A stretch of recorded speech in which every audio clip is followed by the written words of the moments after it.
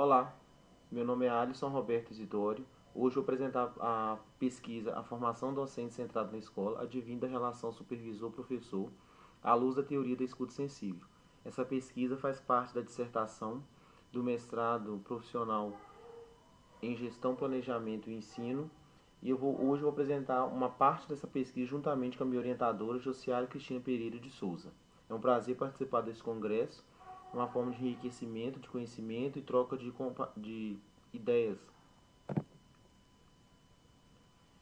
A formação docente ela vem sendo muito discutida nos últimos anos, principalmente porque percebe-se que os alunos vão mudando ao longo do tempo de acordo com o nível socioeconômico, a cultura, e isso faz com que o professor também precise estar sempre se atualizando em diversos assuntos.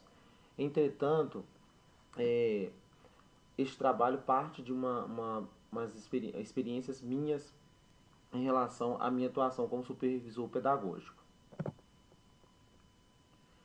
Nesse contexto, o supervisor, o professor, a escola, eles precisam estar ligados em relação ao contexto social pedagógico. Esse contexto social pedagógico é tanto em relação ao perfil da comunidade escolar, dos alunos, dos professores e também a questão pedagógica dentro da escola. Nenhuma escola ela é igual à outra. Independente se ela constitui da mesma cidade ou até mesmo no mesmo bairro, ela não é igual à outra. Cada uma possui seu próprio contexto social pedagógico. E o supervisor e a gestão escolar precisam estar atento a isso para poder propor medidas e formas de atuação e gestão dentro da escola de acordo com esse contexto, tá?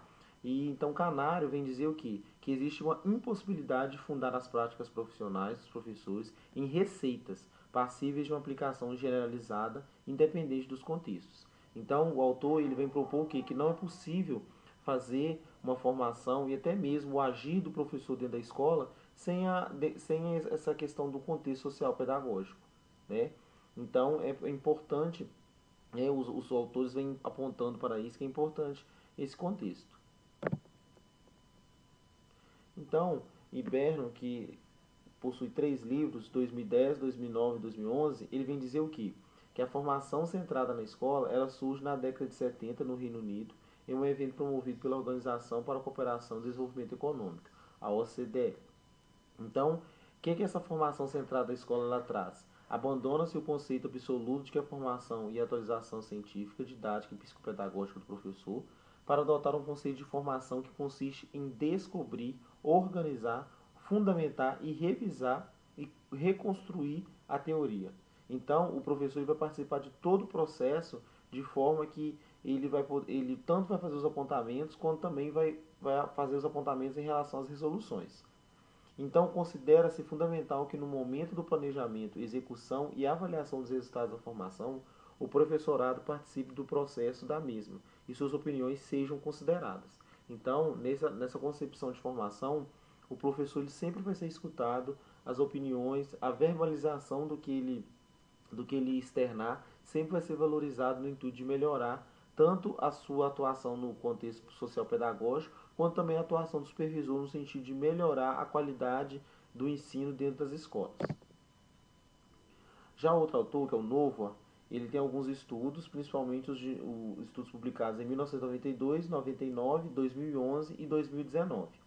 Esses estudos, ele também advoga por uma formação centrada na escola e uma maior participação dos professores em relação a isso. Ele vem discutindo que nós estamos ainda muito no campo do discurso, das ideias, e ainda não realmente fomos para a prática, realmente colocar isso em prática dentro da educação. E, inclusive, ele fala que na educação existe muitos discursos, mas ainda pouca prática. Então ele vem dizer exatamente corroborando com o que o Iberno fala, que é preciso uma participação, uma autonomia maior da escola e uma participação dos professores em relação ao contexto social pedagógico e os problemas, né, os obstáculos que possam surgir durante a sua atuação dentro das unidades escolares. Então, o que ele fala? Advoga que se torna professor é obrigatoriamente pensar nas dimensões pessoais e coletivas.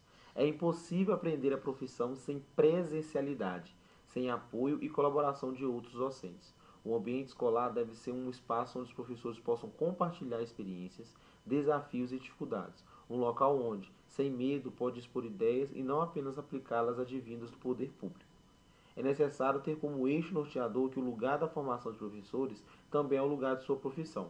Então, a concepção é que o professor, o local onde ele ensina, também é o local onde ele vai aprender a profissão, onde ele vai aprender a adaptar os métodos, adaptar as suas ideias ao contexto social pedagógico da escola. E aí, introduzindo a escuta sensível proposta por Barbier, o que ele fala? Essa escuta ela foi muito utilizada em hospitais, principalmente com pacientes terminais.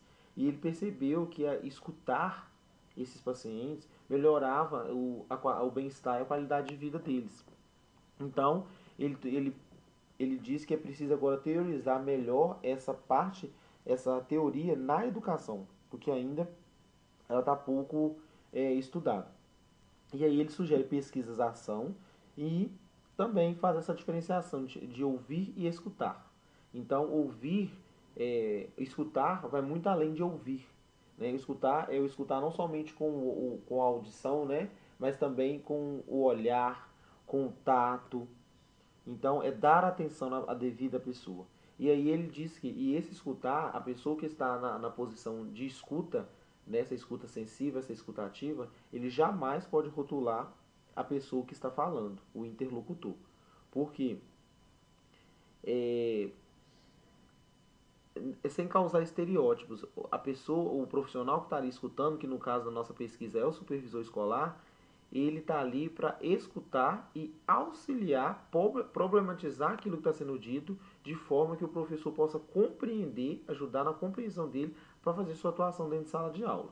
Então, aquilo que o locutor está verbalizando não pode ser, de qualquer forma, de alguma forma, ser julgado pelo interlocutor. Então, neste contexto, que surge a problemática, pois supervisores devem promover a formação continuada de professores dentro da instituição educativa, mas ainda encontra dificuldades em fazê-la devido ao engessamento da profissão, falta de autonomia da escola e as demandas cotidianas escolar, que muitas vezes não pertencem. Além disso, a insegurança em liderar, uma vez que a sua própria formação é deficitária. Então, está nas atribuições do supervisor a formação docente dentro da escola. Mas como fazer essa formação diante de tantos problemas, tantos obstáculos, o atropelamento das atividades do supervisor com outras atividades que não o pertencem, até a falta mesmo de delimitação daquilo que pertence ao supervisor e aquilo que pertence à gestão escolar. Então tudo isso ocorre um empecilho nessa formação. E até mesmo a própria formação deficitária, uma vez que a formação dos supervisores só está dentro de normativas o curso de pedagogia ou a pós-graduação. Então, a formação dele não existe uma política pública para a formação de supervisores. Isso tudo acarreta nessa falta de visão em relação à formação continuada de professores, tá? E a teoria da escuta sensível, proposta por Barbier, surge como um campo ainda pouco explorado em pesquisas em educação, baseada na relação supervisor-professor, no intuito de promover uma formação continuada contextualizada com a dimensão social pedagógica da escola. Então, essa pesquisa torna-se importante justamente por isso, porque nos achados ainda não há uma pesquisa que aborde a escuta sensível em relação ao supervisor e professor. Então, essa pesquisa ela se torna importante por causa disso. Então, o objetivo das pesquisas é aprofundar o conhecimento sobre a formação centrada na escola e a teoria da escuta sensível, explorando sua aplicabilidade e reaplicabilidade na prática da supervisão escolar. A metodologia utilizada valeu-se de estudos publicados em bases de dados científicos e livros de autores referentes na área, em estudo para problematizar o tema em questão. Então, portanto, existe uma política nacional de formação de professores. Essa política ela visa dois campos, o inicial e a continuada. Em relação ao inicial, ainda há uns obstáculos a ser vencidos, uma vez que os professores estão chegando nas instituições sem saber, tendo um déficit de formação em relação ao contexto social pedagógico da escola.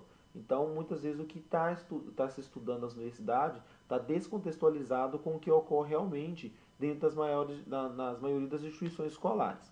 Então, é um momento crucial onde o supervisor ele deve ter um olhar especial com relação a esse professor iniciante, porque ele pode tomar a decisão, por exemplo, de não seguir na carreira docente pelas dificuldades encontradas dentro das unidades escolares. E a formação continuada é outra política de formação também no sentido de melhorar a prática pedagógica do professor. Entretanto, há também o desinteresse pedagógico e a própria a questão do absteísmo. O professor ele se negar, né, às resistências em elaborar novas práticas pedagógicas. Então, é dois campos que o supervisor deve se atentar: ao professor inicial e aquele professor que já tem uma experiência maior, entretanto ainda tem resistência enquanto às suas práticas pedagógicas. E esses encontros, esse partilhamento mediado pelo supervisor se faz necessário justamente para isso, para que haja uma reflexão da ação e o que se possa mudar, no sentido de sensibilizar o professor, de formar o professor. Então, a formação centrada na escola, ela abre mão, ela abdica dessa formação de que os professores são chamados em algum espaço, são tratados como alunos e sempre com um especialista exterior, alguém de fora, de alguma universidade, algum órgão relacionado à educação, vem falar para os professores como se deve fazer. Entretanto, os professores não participam, não fazem perguntas, eles são passivos nesse conhecimento. Então, a formação centrada na escola surge nesse campo, que não, os supervisores ele vai mediar toda essa problematização da prática pedagógica dos professores e eles vão participar no intuito de dar opinião, de poder verbalizar aquilo que sente, aquilo que estão vendo, aquilo que estão o que vivem dentro da instituição, sem um julgamento do supervisor. Porque o supervisor vai utilizar essa verbalização, todas as falas que os professores verbalizarem no intuito de melhorar a prática pedagógica deles. Então, mas ainda tem algumas instituições, alguns órgãos que ainda tem o supervisor escolar como uma pessoa que vigia, que vai punir na escola, que vai vigiar os professores e a sua prática para ver se o professor está seguindo um roteiro, o currículo que o governo pede.